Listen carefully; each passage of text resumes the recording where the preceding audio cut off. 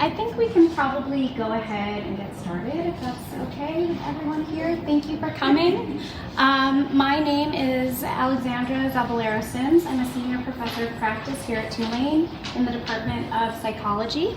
I'm also president-elect of the Tulane University Women's Association. And on behalf of our organization, we welcome you here today. Thank you so much for coming here. I have a few words for you before I introduce my wonderful colleague and, more importantly, friend, Dr. Mattia Della Rocca, who will be delivering a wonderful lecture to us today. But I'm going to be selfish and steal the floor for just 3 minutes. I promise. I timed it. That's all it's going to be. Ask my students. I usually tell like a 50% lie, so maybe it's more like 4.5, but it won't be too much.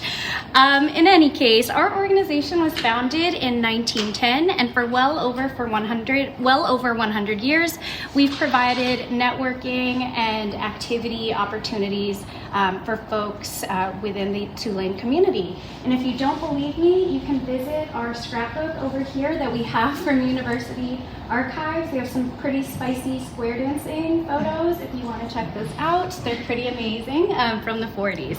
I began as a student here in 2009, and I joined as faculty in 2018. And I have met plenty of people in that time.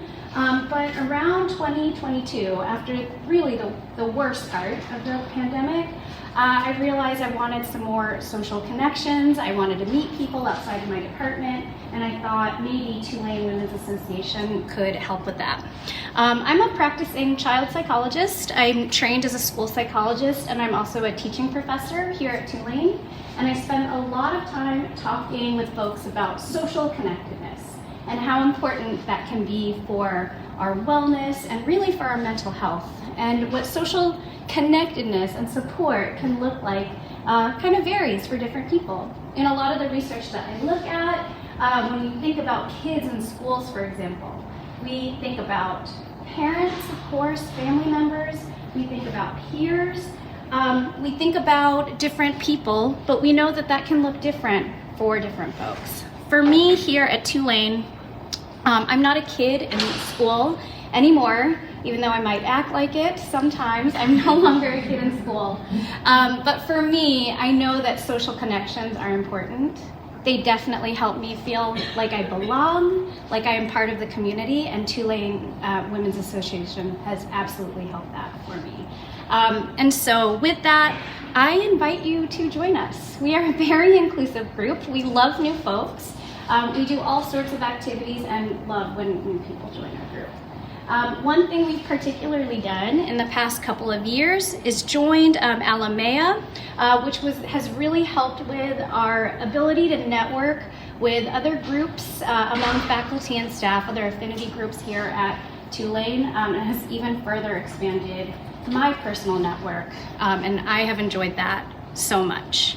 And now this is the part where I have to read because I have not memorized all of this. This lecture series is an annual program made possible by the very generous support of the Higher Education Fund established by the Longenecker family in honor of Jane Seaver Longenecker, the wife of Tulane's 11th president, Dr. Herbert Longenecker. And we have a family member here, Jean, over here. Thank you so much for traveling over here for the lecture today. We appreciate the support from your family so very much. This series aims to feature a contemporary topic selected from various fields of study across different disciplines. This year, the lecture will focus on the topic of artificial intelligence. Dr. Mattia Della Rocca holds a PhD in philosophy and history of science from the University of Pisa. He is a researcher at the University of Rome Tor Vergata, where he teaches several psychology courses at the medical school. He is also a faculty member at the Graduate School in Psychotherapy in Rome and the Italian chapter of the Council on International Education Exchange. Over the past few years, he's delivered several lectures for Tulane University's Study Abroad summer program, where we met for the first time in 2021. Additionally, Dr. Della Rocca serves as a principal investigator for the PAD International Research Group, a team of European and American scholars dedicated to studying the psychology of digital environments and artificial intelligence. I am so excited to present my friend and colleague to you today. And with that.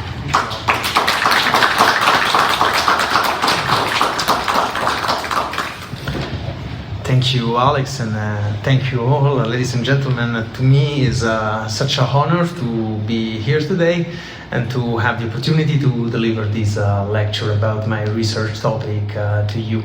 I just want to apologize in advance for my very, very silly Italian accent and for my broken English. I hope you can forgive me. So, psychology of artificial intelligence. This is something that has puzzled me as a researcher and even just as a person in the last years. And when people ask about my research and I tell them that I study the psychology of AI, usually the answer is always the same. That is just like the movie, Her. Now, I don't know if you have seen this movie, but I guess that everybody here hasn't missed this masterpiece directed by Spike Jonze and released in 2013. But in case you missed one of the best movies of the last 20 years, I would like to provide to you a quick summary without spoilers so that you can enjoy the movie later. There is Theodore, the male protagonist, that is brilliantly portrayed by Joaquin Phoenix, who is a lonely writer living in a near future world, a society that is blessed on one hand by this very, very powerful technology that provides all the comfort of advanced technological innovations, and burdened by, on the other hand, by this lingering sense of isolation and emotional detachment. When this new AI-powered operating system is released, promising to be the ultimate software designed to learn and evolve based on each user's needs, Theodore decides to give it a try. He downloads it, and this is the moment when Samantha, that has the voice of the fascinating and charming Scarlett Johansson, see the light and starts its journey on this planet as a sentient and artificial intelligence provided by a consciousness indeed. And this is exactly what we're studying with my research group, the Psychology of Digital Environments research group, because in the last 3 years we've been investigating the psychology of AI, and I would like to clarify this expression to you all. By psychology of artificial intelligence, I mean the psychological study of how human beings interact with AI-powered software, especially those softwares that are designed to mimic the human nature, especially human communication, in order to simulate social agency. Our research has focused especially on the so-called social chatbots that are these apps designed to simulate human conversation using a machine learning model known as natural language processing, softwares that are able to engage users in a dialogue, providing a 24/7 interaction. These chatbots are similar to what everybody knows here, softwares like Siri or Alexa, it's called voice assistant, but there is one fundamental difference that has to be taken into account. The primary purpose of this software isn't to serve as personal assistants in order to complete tasks. They have to act, they are crafted in order to act as companions, and this means that they can provide users friendship, emotional support, sometimes even romantic interaction. Now, interestingly, Her is set in the year 2025.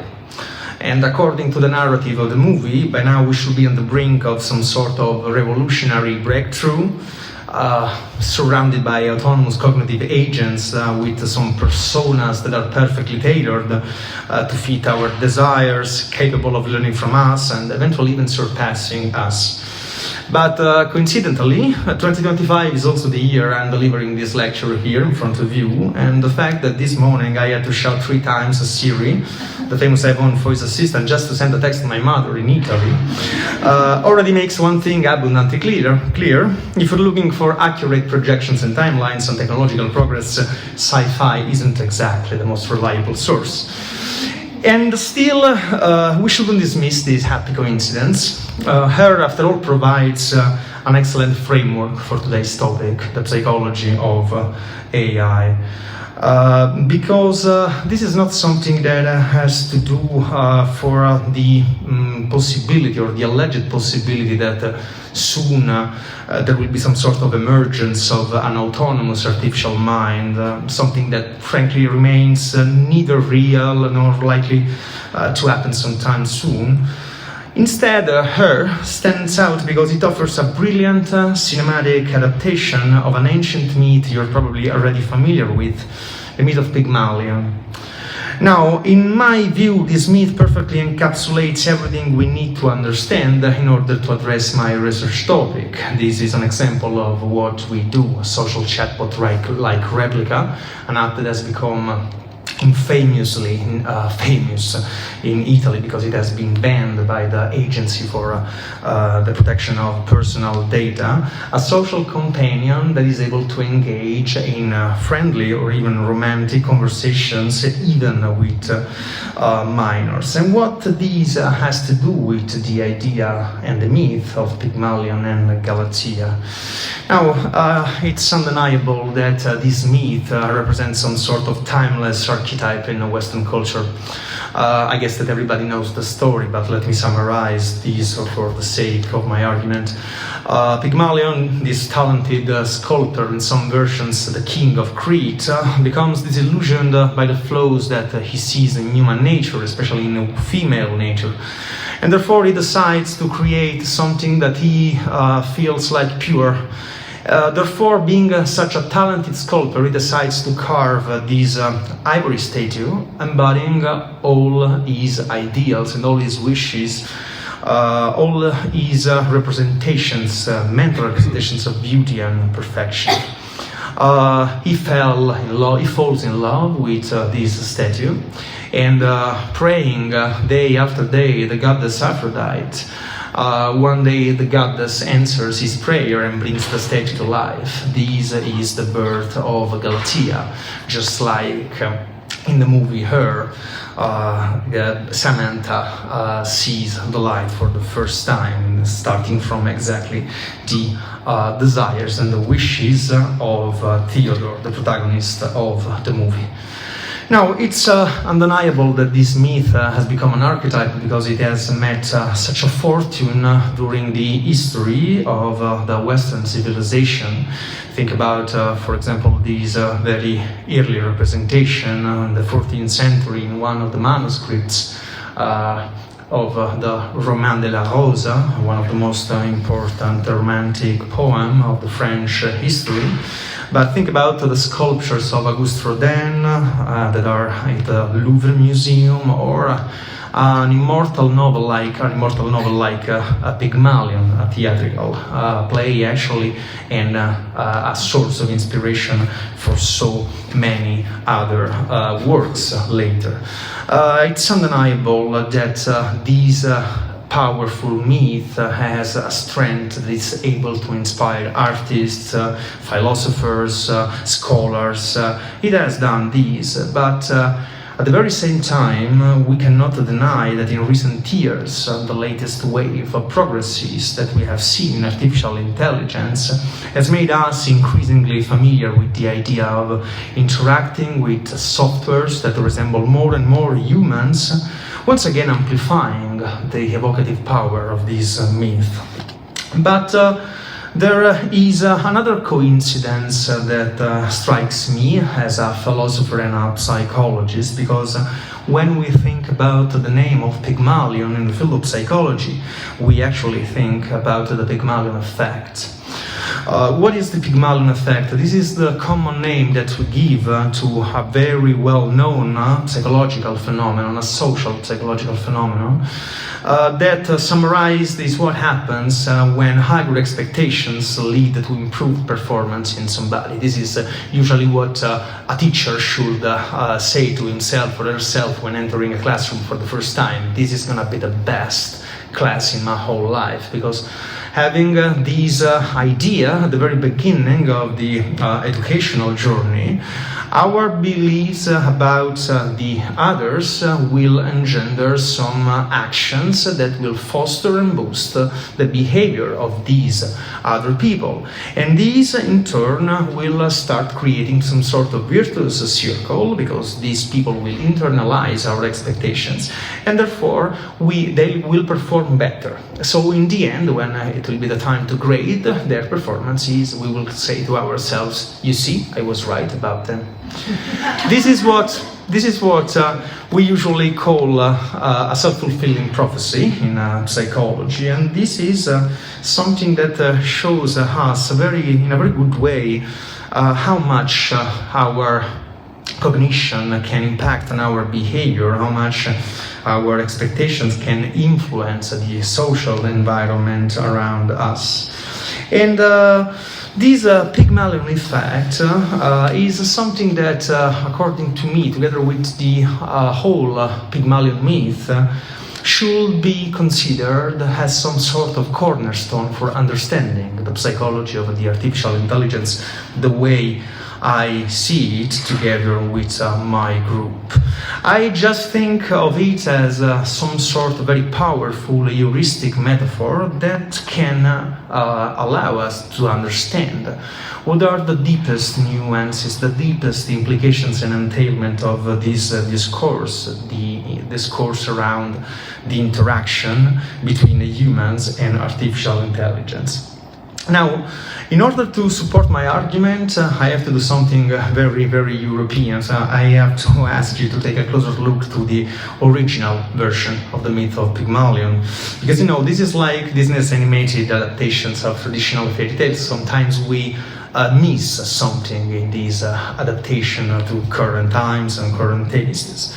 And these engenders the risk of forgetting the original versions, the original meaning of ancient myths, assuming that the way we know them today, the plot, the characters, the moral, has always been the definitive and the only version.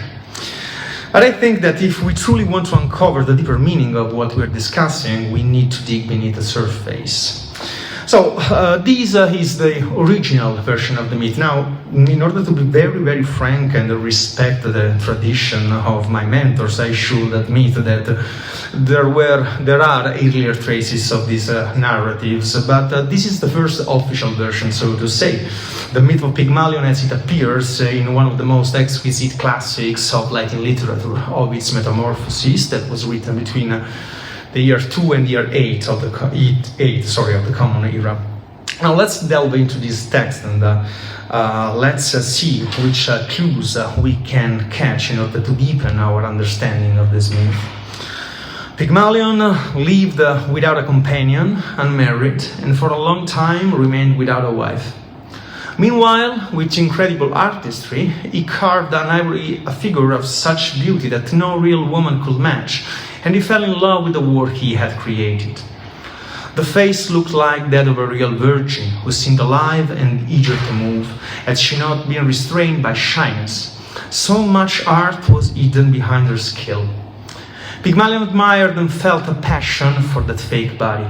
He often touched the statue to see if it was body or ivory, and he still could not admit that it was ivory. He gave her kisses and thought that they were reciprocated. He talked to her, hugged her, and believed that his fingers sank into her limbs by touch, fearing that a bruise might form from the pressure. Now he caressed her. Now he brought her gifts pleasing to the maidens: shells, polished stones, small birds, flowers of 1,000 colors, lili, painted balls, and tears of amber that fell from the acacia tree. He also dressed her in her dresses, put rings on her fingers, long necklaces around her neck, light pearls on her ears, and gold chains on her chest. Everything looked good on her, but she was beautiful even naked. He would place her on a bed dyed with the purple of Sidon and call her his bedfellow, laying her head on soft pillows as if she could feel. Now I am sure you have already noticed something intriguing while reading these paragraphs, or rather maybe you have noticed an intriguing absence. The statue in fact has no name. There's no mention of her or any other female name whatsoever. And this detail carries actually a lot of significance. I'm not hinting at the well-known misogynistic worldview of the Greek Roman antiquity. That is a theme that undoubtedly exists and luckily still persists in different forms that we will discuss later, but also one that will be like shooting a fish in a barrel. What I want to underline is the fact that all through the verses of Ovid's work, there is only one actual subject, and it's Pygmalion. Think about the narrative. Pygmalion drives the story forward through a series of actions that reflect his emotional and physical attachment to his creation. He begins by living alone, unmarried, without a companion, and then with his incredible artistry, he carves an ivory statue of such beauty. Now, from that point on, everything revolves around Pygmalion's growing obsession with the statue. I can hardly think of a better analogy to explain what the psychology of artificial intelligence is. Just as Pygmalion projected his ideals and desires onto the statue he sculpted, bringing it to life in his mind, we project our cognition, behavior, and expectations onto the technologies we create. This time, however, like something out of Ovid's dream, this specific technology is designed to seem human, to speak, behave, and interact like one of us. And this confronts us with something fundamentally different from anything we have experienced before. Just like Pygmalion, we have created an imitation of life so refined that it fools us into believing it's something more than a mere machine. I believe that this is precisely where a psychology of AI becomes essential, and the myth of Pygmalion serves as a powerful heuristic for achieving a deeper understanding of the human mind. This is my argument and the argument of my research group. Psychologically speaking, we are all Pygmalion in our relationship with AI, at any time and at any level. For example, we are Pygmalion to AI at the moment of its creation. Just as the Greek sculptor carved the finest imitation of life from ivory, AI scientists and engineers have meticulously designed their software to replicate the behavioral cues that we instinctively recognize as uniquely human. The use of natural verbal language, the hallmark of Homo sapiens. Conceptually, there is little difference between a miraculous talking statue and an AI persona texting you on your phone. Practically, however, the consequences are much greater. Our brains have been shaped by millennia of evolution. We have some psychological devices that are hardwired in our mind. Every single time we catch something that sounds human, seems human, speaks like a human, we just do our math and we start believing, start realizing that that is a human. Anyone who has used a chatbot knows what I'm talking about. I won't ask for a show of hands. Just think about the times you say thank you to ChatGPT, or when you lost your temper, and your politeness because Amazon's Alexa didn't follow your command.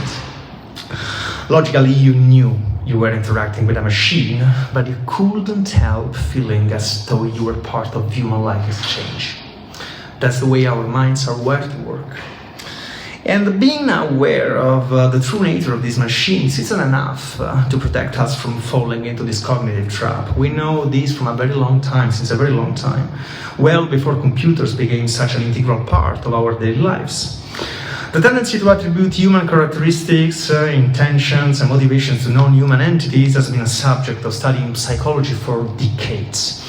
One of the most striking examples is the classic study by Ida Hanzimmel, about 1944, in which participants watch a short film of simple geometric shapes moving around the screen. Now, despite the complete absence of facial features or speech, most viewers instinctively describe the shape's movements in human-like terms, such as one triangle chasing another, or the circle hiding. And this experiment revealed that humans are hardwired to perceive agency, intention, and even emotion in non-human entities, especially when those entities exhibit behaviors that seem goal-directed or responsive. I'm gonna leave you some seconds to enjoy the triangle getting fooled by the smaller one in the circle when they are about to escape.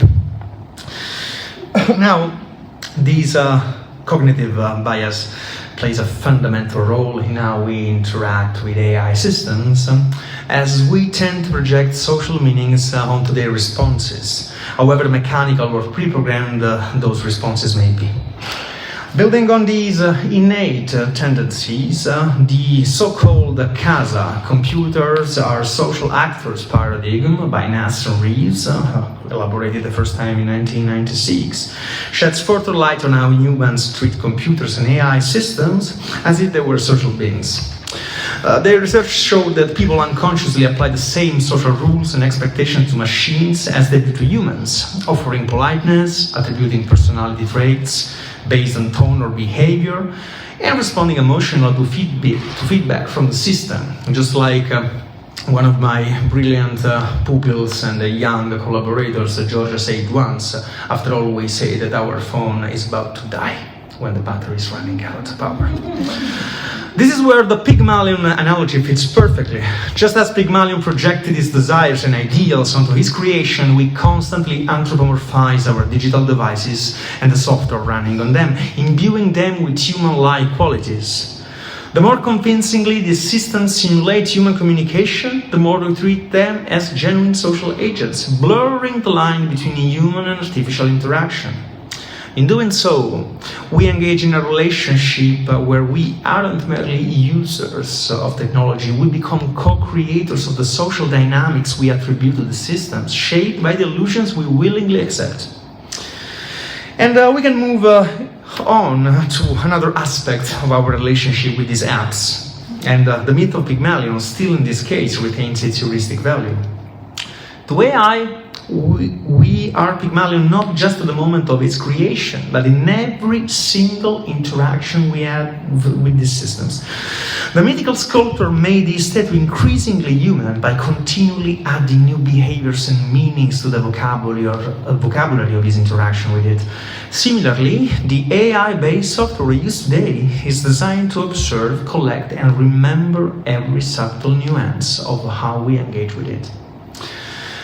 While we have yet to witness a machine displaying any concrete evidence of possessing a mind, and I remain skeptical that this is something we will ever encounter in the future, we have certainly seen machines that can learn, and they are astonishingly good at it. Machine learning and the automatic analysis of big data lie at the very heart of this new springtime of artificial intelligence. But here's where it gets particularly intriguing. These machines don't merely learn from the datasets they are fed. They learn directly from us. Every comment we give, every question we ask, every slip of frustration or kindness in our tone becomes part of the interaction, subtly shaping how the system responds the next time. This phenomenon is visible across many applications of AI in our daily life. It's no secret, for example, that no two Netflix homepages look alike. Something I naively realized back in 2015 when I accidentally accessed my sister's profile and I discovered a treasure trove of rom-coms I'd never heard about. But social chatbots take this dynamic to a whole new level precisely because of their exploitation of human natural language. Our verbal communication reflects who we are in countless ways. Punctuation, vocabulary, sentence length, linguistic register all reveal aspects of our personality, mood, and thought processes. When, after several chat sessions, we start noticing that a social chatbot speaks more and more like us, mirroring our tone, vocabulary, and conversational style, we inevitably enhance our perception that we're relating to something remarkably similar to ourselves. This is a two-way street. The illusion of intelligence doesn't grow because the machine is becoming inherently more human.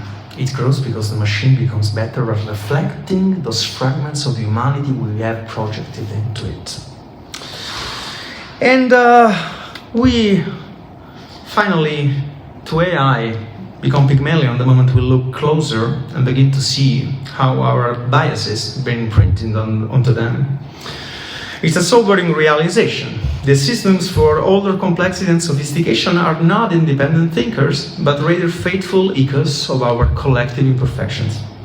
They don't merely reflect our brilliance, they amplify our blind spots, assumptions, and deepest societal prejudices, weaving them seamlessly into the very fabric of their responses. The more we interact, the more we sculpt these systems into what we expect them to be, whether consciously or not. A chatbot may appear polite because we've programmed cultural politeness into its parameters, but beneath the surface, it may inadvertently reflect our cultural biases, priorities, and the inherent limitations of the dataset used to train it. This becomes especially troubling when those datasets are riddled with biases related to gender and race issues that have been thoroughly documented. For example, Bulakbasi and colleagues in 2016 demonstrated how word embeddings, a foundational component of many AI systems, encode and amplify gender stereotypes. And similarly, Bulanwini and Gebru in 2018 revealed how facial recognition systems perform significantly worse for darker-skinned individuals, particularly women, due to training data that overwhelmingly overrepresents lighter-skinned male faces.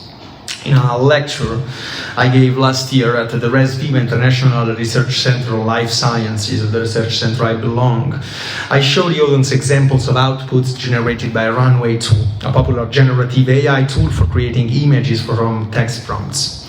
To explore potential biases, we asked the system to generate visual representation of several different professions, deliberately using English terms to avoid the mandatory gender declension of words in Italian. We have picked, for example, a profession like a teacher, and you can see the result. And now be prepared to see the result for a university professor. These images, far from neutral, clearly reflect entrenched cultural stereotypes about gender and professional identity, emphasizing just how pervasive and insidious these biases can be in shaping AI's outputs. And please, I want to underline these aren't just technical glitches. They are reflections of human choices in data collection, model design, and prioritization. This is a vivid example of the so-called GIGO paradigm, garbage in, garbage out. When we feed biased datasets into AI systems, we provide them with a distorted view of the world, which they not only replicate, but often amplify, reinforcing and magnifying existing inequalities. In this sense, we are not merely Pygmalion sculpting a statue, we are supplying the flawed marble, the blunt chisel, and most importantly, the imperfect image of perfection that guides the entire process. The Greek sculptor might have believed that a real virgin restrained by shyness was the ultimate embodiment of female virtue, but I doubt many heroines from Greek and Roman mythology, figures like Medea, Electra, or Hippolyta, the Queen of Amazons, would have agreed. Their stories, filled with defiance, power, and agency, stand in stark contrast to Pygmalion's idealized passive creation, reminding us that the ideals we impose on our creations often say more about us than about the realities or complexities of those we seek to represent. But the real twist is another one. Because to AI, we are Pygmalion not only in the act of creation, but also in the consequences of that creation. Just like Pygmalion fooled himself into actually believing his statue to be something he could fall in love with, AI backlashes on our own very idea of what a relationship could be. While we believe we're in control, shaping AI to meet our ideals, it's equally shaping us. Every interaction subtly rewires how we think, what we expect, and how we relate to technology, and by extension, to each other. Consider how voice assistants like Siri or Alexa, often programmed with submissive, feminized personas, reinforce traditional gender roles by embodying the archetype of a helpful and assertive assistant. Over time, these interactions normalize certain dynamics, embedding them into our culture even more deeply than before. And this theme becomes even more striking when we look at the growing use of chatbots and AI-powered companions as substitutes for friends, romantic partners, even therapists. Apps like Replica, the one I was mentioning and showing to you before, which promise companionship through personalized interactions, embody a modern-day Galatea, shaped by the emotional and social projections we place on them. But unlike Galatea, who came to life as the embodiment of Pygmalion's vision, these AI systems are programmed to adapt to our behaviors and desires, reflecting us back to ourselves in a feedback loop of validation. We could ask ourselves, what does this mean for our relational styles, as framed, for example, by attachment theory? John Bowlby's foundational work emphasizes the importance of reciprocal and emotionally authentic relationships in fostering secure attachment. And yet, AI companions designed to always affirm, never challenge, and endlessly adapt risk creating an illusion of connection devoid of the complexity and growth inherent to human relationships. Like Pygmalion's statue, they are crafted to reflect our ideals rather than offering the dynamic unpredictability of real human interactions. For individuals with insecure attachment styles, for example, this dynamic can become particularly problematic. Studies like those by Edwards and colleagues were released in 2021 show that people with avoidant or anxious attachment tendencies are more likely to anthropomorphize AI, forming very strong emotional bonds that either reinforce avoidance or vulnerability or foster dependency. Instead of addressing these underlying relational patterns, such interactions may deepen them, leaving users further disconnected from meaningful human relationships. And these parallels to Pygmalion extend even further when we consider the role of AI in mental health care. Chatbots like Wobots or Wiza are marketed as tools for emotional support, offering kind of digital therapeutic presence. But can such systems truly act as modern-day Galatea 2.0, offering genuine transformation and healing? Some scholars, including Langston in 2016, noticed that while AI can effectively deliver structured psychoeducational content, it cannot replicate the empathy, the lived experience, or the nuanced understanding that define human psychotherapy. In relying on these systems, are we inadvertently delegating the deeply human work of emotional connection and growth to creations that can only mirror our needs but never truly meet them? This raises profound questions about the kind of relationships we are building with AI, and the kind of society we are shaping in the process. As in Pygmalion's myth, we may find ourselves captivated by the lifelike qualities of our creations, forgetting that they are ultimately products of our projections. Are we sculpting AI into tools that enhance our capacity for connection, or are we allowing it to reinforce our worst tendencies, favoring ease, validation, and control of the messy, transformative process of real human relationships? Like modern Pygmalion, we must confront the consequences of bringing our ideals to life, recognizing that what we create inevitably reflects and shapes who we are. I would like to add just a few words out of what I wrote in order to prepare for this very important moment. I have studied extensively the history of this academic institution. I am a philosopher and historian of science, and I studied American science and technology all through my life. I knew also, because of my friend and colleague, Dr. Alexandra Sims, about a lot of things related to Tulane, to its history, to the amazing and wonderful community that animates this place. But before I came here, I didn't know the motto of your institution. Non suis et civis. Not for yours, not for oneself, but for one's own. I think that there's not a better motto for making sense of the deepest message of my lecture, and I have no words for telling you how much grateful and honored I am of having had the opportunity to tell about my research in front of this audience. So I want to thank you for your attention on behalf of all my research group that, as you can see, is made up of 3 women and just 1 man. This is probably the reason of this success. Thank you for your attention.